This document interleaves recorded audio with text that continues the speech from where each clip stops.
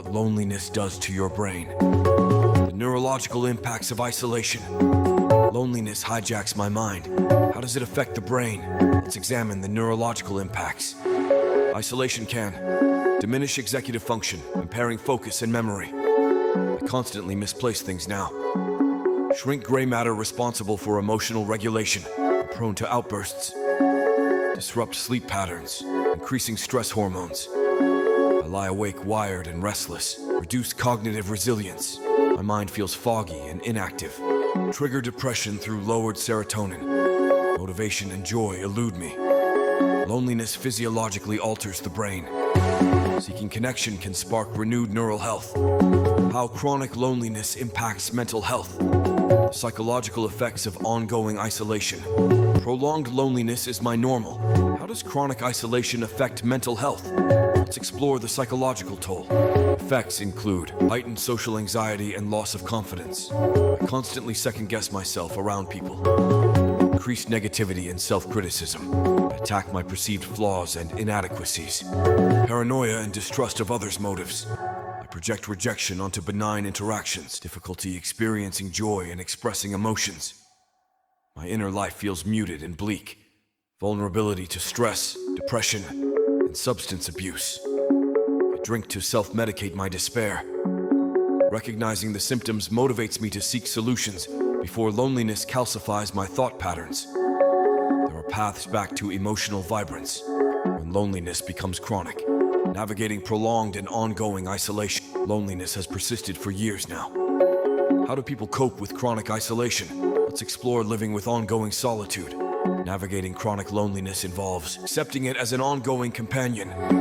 Loneliness is a part of my reality right now. Finding meaning and purpose beyond relationships. My work in the arts brings me joy. Investing time in solo activities. Long walks rejuvenate me. Setting small social goals. I'll ask a coworker to lunch. Remembering connection fluctuates. I won't always feel this alone.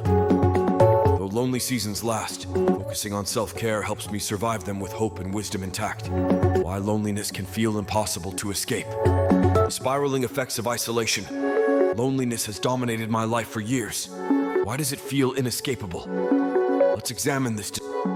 Factors include eroded self-esteem makes me feel unworthy of love. I don't believe anyone would want me.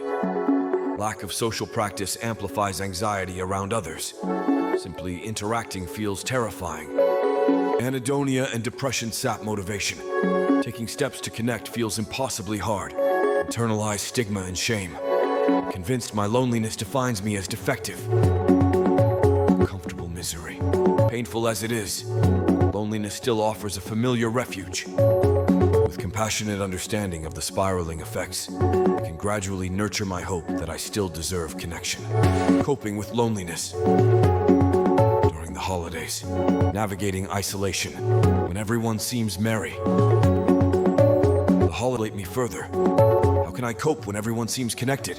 Let's explore loneliness during celebratory seasons.